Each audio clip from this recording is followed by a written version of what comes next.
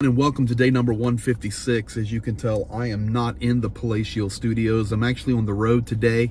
Currently in Lynchburg, Virginia. Just had a meeting with a gentleman that's going to be rolling with me over to Ukraine here in about another month. And we worked on some security things today. We had some meetings with Ukraine and things are getting in order for that. Now, today being day 156, we are going to focus on, for our update tonight, Olenivka. Of course, I have some other things for you in regard to Lavrov and Blinken. We're going to talk about Moldova a little bit. And we're also going to show the world tonight that Ukraine is a historical juggernaut, to be quite honest with you. That's the word I would use, with how deep their history runs. This is not a nation that just fell out of the Soviet Union in 1991. And tonight, to end the broadcast, we're going to look at that. So welcome to all of you. Thank you for being here on this Friday evening. Welcome to Facebook, YouTube, Reddit, Twitch, Twitter, everywhere that you are tuning in tonight. Much, much appreciated. This is day 156, July the 29th, 9 o'clock hour here in the East, 4 a.m. in Ukraine, 6 out there in California. So I want to start tonight with the map. If you're looking at the map right now, you will see I have some different circles, I have some different colors, some different arrows, and I want to explain it to you. So starting at the top, the purple circle is Chernihiv. And the key thing about Chernihiv is the attacks on Chernihiv are increasing exponentially. They are coming from Belarus. There is shelling and there is missile activity from Belarus. We have discussed many times, why is Belarus not considered more of an active participant in this war, and why can't something be done about it? I'm sure that in the near term, something will be done about it. But Chernihiv right now is under constant shelling, constant fire. And this would be the city, I remind you, that early on in the war, the Russian forces rolled in, tried to destroy it, rolled out, rotated around to the east. You also see the purple arrows there that are looking down into Chernihiv, which would also be north of Kyiv. And more activity is happening on the Belarusian side. We do not see any signs yet of a ground invasion, but we do see a lot of activity and a compounding of forces and supplies there in that pocket. And as I told you about a month ago, that entire pocket is really closed to only military activity. Now, rotating around the red circle, you see Kharkiv. Kharkiv under constant shelling. I know this sounds like a broken record, and I'm sorry, but it's the fact. Kharkiv, a huge city, the second largest city in Ukraine, under constant shelling. We are having loss of life in Kharkiv. We are having loss of life in Chernihiv every day. Now, rotating around to the green circle, this is our eastern front. Of course, Slavyansk, Kramatorsk. These are the golden prizes.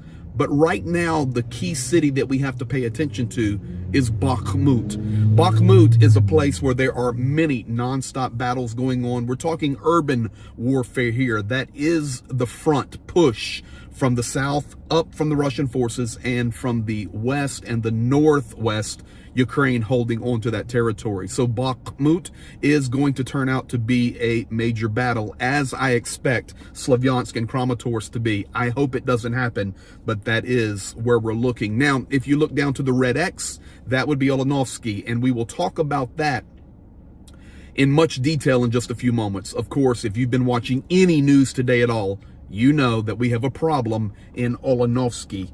Red arrow sweeping in from Russia into Ukraine toward Kherson, coming from Mariupol, from Rostov-on-Don, coming down from Belgorod, coming through Melitopol and up to Kherson. Mayor Ivan Fedorov in Melitopol reported today that non-stop military equipment is rolling in for the Russian forces. Last couple of things I'll draw your attention to on the big map tonight is Mykolaiv. Once again, non-stop shelling, non-stop attack, loss of life. And to the right of that, you see the red circle with the gold little fill-in there. That's just north of the Antonovsky Bridge. And there we have an increase in attacks and the battle is heating up in that region. Now, just to the right of that, that would be the location that Ukraine is making a strong push back down in toward Kherson. Now, the second thing that I want to get to tonight is Moldova. They are constantly staying in the news. This little nation kind of reminds me of Israel, very small, staying in the news. Moldova today once again reiterated that they are concerned that there will be an attack from Russia, especially those forces that are located there in the Transnistria region. Today, Romania reiterated to Moldova. Now, here's where it gets interesting, because Romania is NATO. Romania encouraged Moldova to stand strong. They also stated that if there is any attack on sovereign Moldavian territory, that Romania would respond. Once again, we're getting closer to a massive conflict. We can also keep in mind Turkey, Syria, Iran, Iraq, China, the United States. All of these nations are pointing to, unless something happens, the precipice of World War III. And I'm not a negative person. I'm not trying to use scare tactics. These are just the facts, and to not look at them, to not think that this could really happen, would be the same thing to say that Russia couldn't be leveling Ukraine and Ukrainians in certain regions right now. We cannot be naive to this. So Romania said, we will come in and we will defend you. Now, I want to move over. Confirmed, the word here is key to the title of the program tonight. Confirmed barbaric activity happening in the East. This is now confirmed by Volodymyr Zelensky. When things like this happen early on, everybody's screaming mad. You have rumors flying around, but I'm here to tell you, we have confirmation from President Volodymyr Zelensky that the Russian forces have indeed attacked Olenivka. I'm here to tell you tonight, Ukraine did not attack the Azov soldiers and other prisoners of war in the barracks there in Olenivka. I will tell you why in just a few moments, but just a little while ago, President Zelensky confirmed it. He says, listen, we did not strike. Our HIMARS, we did not strike. We have no targets there. There is no purpose for us to hit that, and we did not do it. We do not attack our own. So Zelensky confirms it. Now, here is some of the details I want to share with you. There is no proof and no reasoning why Ukraine would strike Olenivka and their own prisoners of war. Ukraine has no military targets in Olenivka. Olenivka is just a little village, folks, where these barracks are.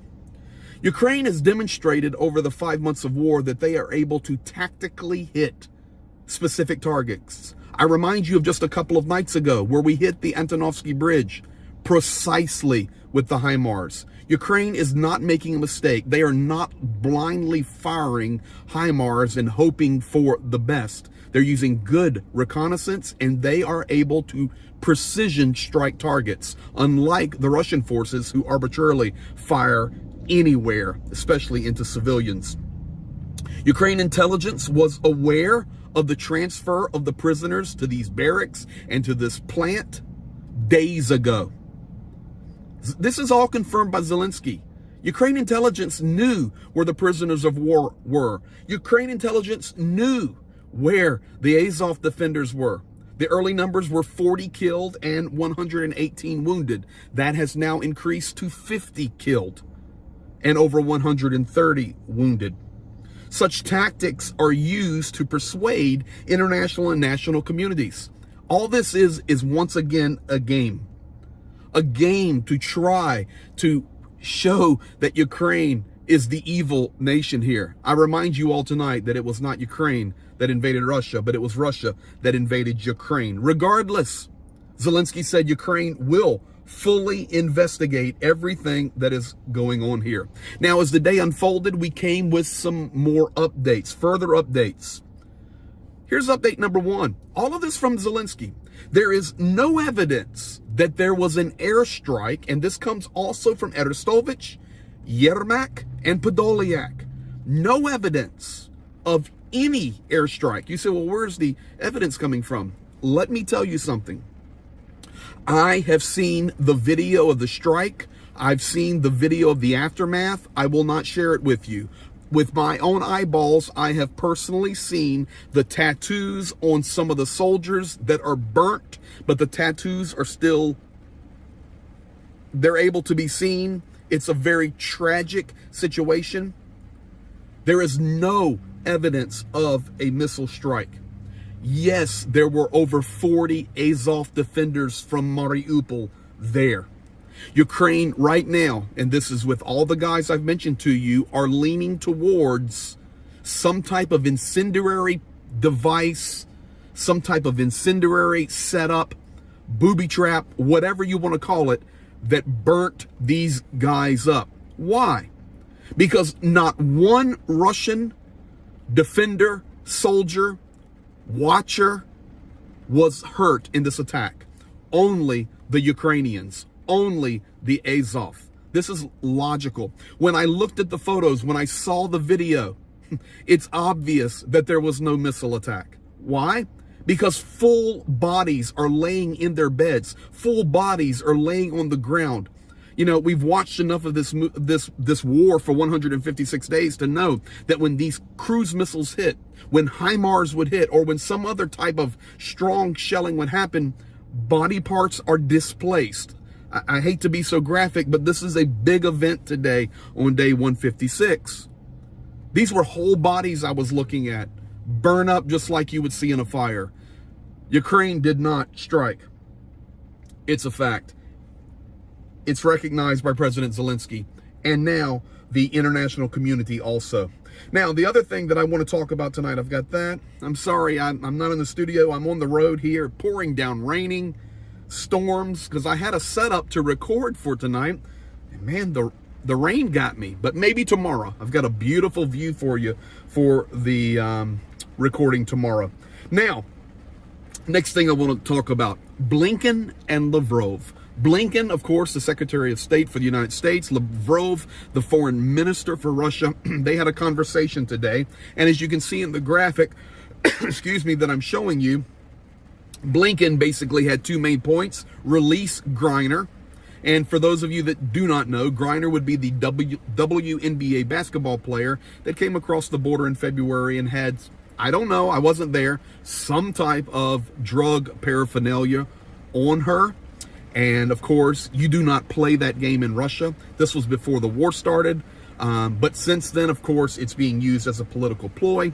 And Blinken was also warning Lavrov and Russia that there would be additional sanctions upon Russia if they annexed Kherson, Zaporozhye, Lugansk, Donetsk. If they pushed it further, there would be additional sanctions. Once again, I remind you of what the Lithuanian foreign minister said. Sanctions? Who cares? I just showed you a couple of days ago. It is reality that sanctions will have small effects, but they will not stop Russia from proceeding with this war. Lavrov, in response to Blinken, not one time mentioned Griner or the other American there that were trying to exchange for some arms dealer. Lavrov never mentioned Griner one time. Secondly, Lavrov stated, and I'm quoting, I've read the transcript this afternoon, pumping Ukraine full of Western weapons will only prolong conflict and increase casualties. Lavrov, quote number 2, Lavrov, the global food issue is not Russia's fault. It is the United States' fault for pushing the EU into such sanctioning limitations on Russia. Quote, third quote, you ready for this one? The Russian Federation strictly abides by international war law. I'll let you be the judge of that. And then finally, Lavrov said, when things change, then quiet will come. Not really sure what planet he's on, although we know. Next, I want to go to Ukrainian economics, the destabilization. And this is so key because I believe this is why the world will move into further conflict due to economics. I can roll you through the Bible and show you, of course, we believe what the Bible says. And the Bible says that in these days, economics will cause the global destabilization. Well, the exchange rate now is pushing up to 42 for the Ukrainian hryvnia to the dollar. I shared with you guys that the National Bank of Ukraine said that most likely by winter, late fall, it would be 50. At the rate that we're going right now, I think it will get to 50 much, much sooner than that. And the other thing is personal income fell by 25%. So when you take the falling of personal income by 25% for Ukrainian citizens, and then you place on top of that a devaluation of their currency, folks, we're talking about a serious economic disaster happening in Ukraine.